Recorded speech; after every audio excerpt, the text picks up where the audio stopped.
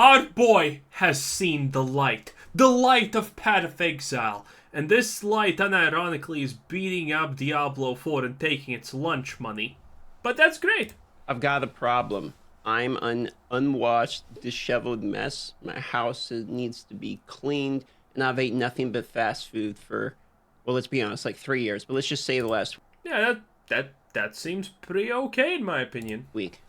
In Diablo 4, my hardcore character is level 74, and I have never purchased anything at all in their microtransaction shop. Meanwhile, in Path of Exile, I am level 81, Okay. and I have purchased the $500 supporter pack. Let's be honest, I have a bit of a problem, and my problem is there's nothing left to buy at a higher tier. Diablo 4 is currently losing the battle for my attention to a 10-year-old game. And for once, Wait until he finds out about Last Epoch, the literal king of hack and slashes. I can say that, and it's not even RuneScape I'm talking about. You might think this is going to be a Diablo 4 bad video, but it's actually kind of the opposite. I mean, there might be a little bit of like, we could use some more content, sure, but I've already talked about that in a million games. Or a million videos. True. This video is actually about one thing. Path of Exile is so ridiculously fucking good that it's ruining Diablo 4 for me because everything I want in Diablo 4 already exists in the game, and that game is Path of Exile. Yep. I've been live streaming the game every day, and I'll have them. Who could have seen that coming? Who would have expected this outcome? The pinned comment in the description, but every day I think this is going to be my last day live streaming this game. But then I'll discover some new major mechanic, some new in-game piece of content, something new that's just truly really awesome. And I'm like, okay, well, let me just see what that's about. And I'm going to try to explain some of those mechanics to you now. Before you think I'm just a giant show for the game, this is not sponsored. Path of Exile, not Yet. sponsor this video in any way. In fact, it should be a reverse sponsorship or whatever you guys want to call it, because very often people are telling me that I have to be promoting Diablo 4 or else my channel is going to die. Diablo 4 is literally in the name of the channel, and I'm out here, unfortunately, praising its competitor because it's kind of just that good. You don't call it competitor. Call it the Diablo 4 that never was. Start with stash tabs. There's currency stash tabs for all the different currencies. You can craft directly within the stash tabs. All of the different maps, because yes, maps in this game are basically nightmare dungeons that you decide how they work. You can craft your own map with your own specifications, rare maps, common maps, unique map. Well, you can't literally craft everything you want on a map, but okay. With all kinds of different modifiers on them. Oh, and speaking of maps, there's actually a whole section of maps called the Atlas, which is basically another skill tree that allows you to modify the maps further to have the exact encounters you want. And all of this might actually seem extremely complicated. And as we dive more into why Path of Exile is sort of ruining Diablo for me, yes, it is complicated, but here's the great thing about it. Oh boy, Path of Exile is not complicated. You just need to read a lot. And then the game's super simple. It's not overwhelmingly complicated unless when you're just looking at it for the first time, you decide to quit. In my previous video, I talked about the graph about how people play like 2 minutes and then instantly quit the game. If you only look at the next step in front of yourself in this game and you don't purposely try to know everything in the game, you just try to know the next thing, you actually don't get that overwhelming feeling. So try to stay with me while I explain this. So instead of nightmare dungeons, you're basically crafting your own nightmare dungeon, and each version of the nightmare dungeon has its own mini game. For instance, I like the mini game that allows me to do a tower defense mode, so I'm doing that. But they have like a dude, my absolute high five. Oh, that is the. I don't know what about that is great, but I also love it. It is literally the absolute best thing. It's the most fun thing ever. I just love it. It's just great. And I play Flicker Strike a lot, so as you can imagine, it's not great for Flicker Strike, but it's still the best. Batman detective sort of minigame. They have a monster, a build your own Frankenstein type of minigame. They have essentially these versions of what are nightmare dungeons in this game that allow you to make them any way you want, which is just an astounding way of doing the late game mapping. To give you one more example, for instance, I don't do very much damage, but I'm extremely tanky. So I took the perk that makes it when I'm doing the maps, again, maps are basically dungeons. When I'm doing the maps, the monsters deal more damage, but they have less life. So it's an exchange that's good for me because I'm tanky, but I don't do a lot of damage. You also have their version of player. He's playing a Juggernaut, by the way, if anyone's wondering, with the shield shadow or whatever this is called. Disgusting.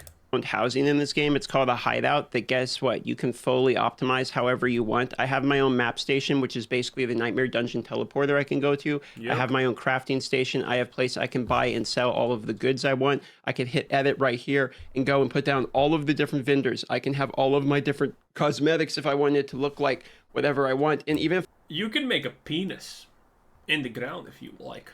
It's pretty great. If I don't really like this place that much, there is a ton of different hideouts I could actually change it to make it look completely different depending upon the environment I want. And these hideouts I can either purchase from microtransactions, which I have, or you can actually find these. You see how this says found in map, found in Act 2, found in Act 5. A lot of these you just play the game and you discover them, and now they are unlocked forever for you. I just wanted to show you how cool this crafting is if someone hasn't seen it before. Here's an unidentified rare chest plate, okay? So I can identify it and says, oh, it's got fire resistance, physical damage reduction, armor, and strength, for instance. But let's say I didn't like this, and you'll notice that there's sockets, which are basically where you put your skills. And it seems like it's complicated, but you just have to trust me. It's really not that bad once you get into it. So you put your chest plate here, and let's say I decide I like this chest plate base, but I don't really necessarily like all of the stats on it. You can scour it, which now makes it a common item again, and now I just have the piece back, okay? Then you can put quality on it, which improves the overall quality of it. So now it's a plus 20%, which is the maximum.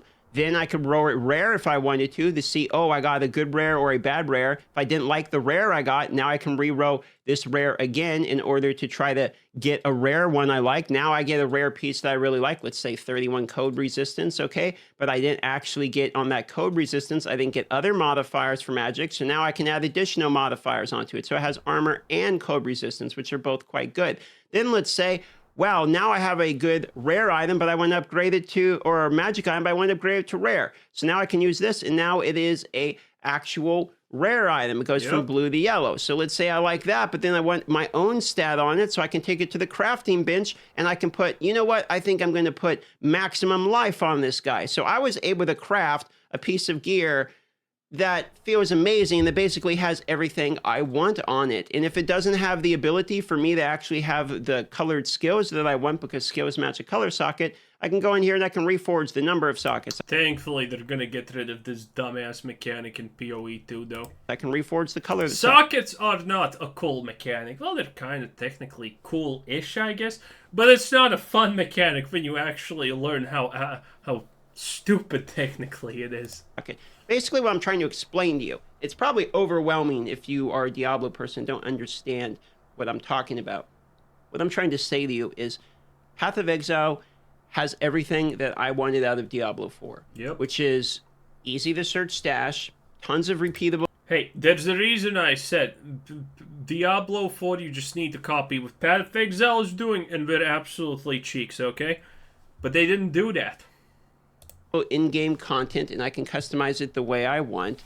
It's got items that allow me to make an item exactly like I wanted with an intuitive crafting system, and you get the currencies for crafting from just playing the... One thing I will mention before he goes off here, the thing about item crafting is if you want to craft the real deal, it actually takes a lot of resource. It's not like, oh, you hit the late game, get a good base and just put everything that you want on something. It's a little bit more complicated than that, with prefixes, affixes, suffixes, and how many of each and one that you can have, and is it good, annulling orbs and all of that jazz, okay? It's not like you can just instantaneously play this for 10 hours and just craft all the perfect gear in the world. Not even close, in fact. In game, so you can actually sort of build your own item. Speaking of items, the itemization in the game is literally insane. Yes. The depth of which you can have things is absolutely nutty in this game. Like if I go and look at this, plus 1% increased attack damage per 450 armor. So I'm just stacking as much armor as I can get on all my pieces and to increase my attack damage, and that just happens to be one of the things that one of the items do. But there's like 1,000 unique items. I think it's actually 850 unique items are in the game. By the way, the thing that PoE did right with items is what card games have never done right, except for Scrolls, the greatest card game that has ever existed, but no one played because it was literally the most complicated thing, because it had the battlefield element to it, and it was mind-blowingly too complicated for like 99% of the world's population, okay? It was the best thing ever. I can't. Every time I mention it, I just remember the good old days, okay? And I wasn't even a kid back then. It was beautiful. But the thing is, you know what the best games do? But the best games of this type, the best games that are card games and whatnot, a lot of games can actually do this. If you have itemization, cards, or, you know, something that requires you to assemble things. It is to add expansions, releases, and not concentrate on one thing.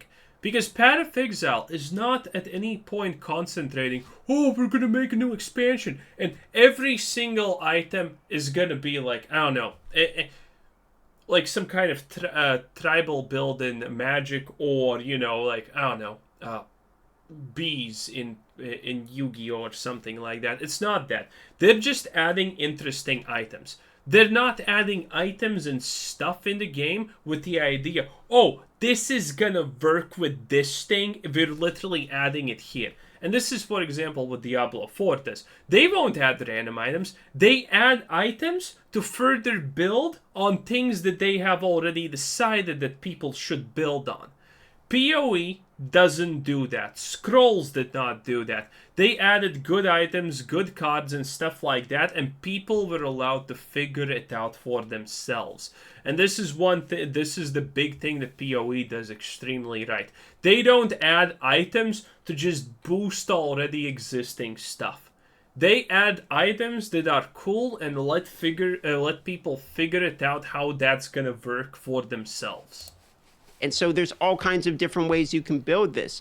It might seem overwhelming because it sort of is. But in an ARPG where what you want is the capability to build unique builds, have styles that you feel attached to, or the ability to have an in-game that is so in-depth that you can put hours into it, you need the ability for it to feel overwhelming. It feels overwhelming because there's a lot to do. And you know what you want in a game? A lot to do.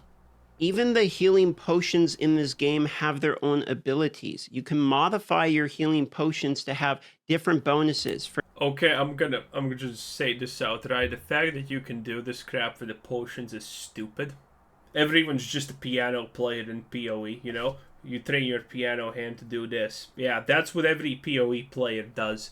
It's stupid. Potions are an actual L in PoE. Yeah, they do add some cool things and they can help builds and whatnot, and they are like ways out and whatnot, but it's stupid, okay? There's a reason they added, I forgot what the thing is called, but the thing that automatically consumes a flask charge when its duration ends. There's a reason they added that, because everyone honestly hates flasks. It's cool that they allow it, but it's a stupid mechanic. For instance, my healing potion stops me from burning, removes ignite. It also stops me from bleeding and removes corrupted blood, which are sort of the same things. My cat in the background lets me know when she wants to go outside. Fine, I'm coming.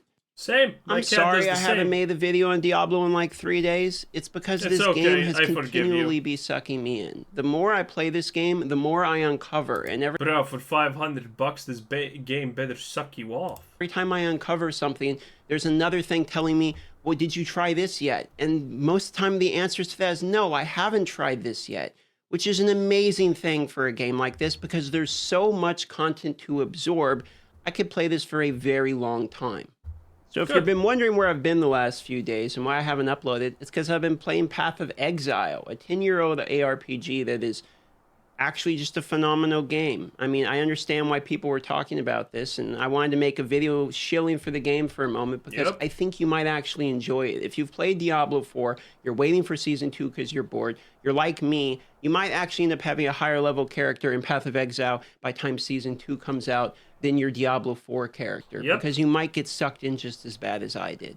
To put it simply, the more you know about Path of Exile, the more you realize you don't know, which means there's more content to do, which means the game is good.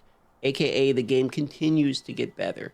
And every time I think today's the last day, I'm going to go back to Diablo 4. I'm going to finish my 100 grind, start making D4 videos again. I run into something in Path of Exile while I'm live streaming. And I'm like, wow, this is a whole new boss. He's going to do the thing that everyone expects everyone with a brain to do. Diablo 4 season comes out. You play that for a while, okay? Season gets boring. Quit that. Go play PoE. That thing's boring. Congratulations. Now you have entered the wonderful realm of Last Epoch. The literal best hack and slash game on the market. This is a whole new area. This is a whole new minigame. And I find myself going, okay, one more day. I'll do one more day, and then surely this will be the last day I play. If you want to see if today's the one more day or if... Okay, go to rehab, dude. Anyway, that's pretty much it. Path of Exile, wonderful game. But you need to read a lot to understand it, which kind of sucks. It's true. It is what it is. Anyway, this was Quizzer Citizen. Thanks for watching. Subscribe if you haven't already, and have a nice day. Bye-bye.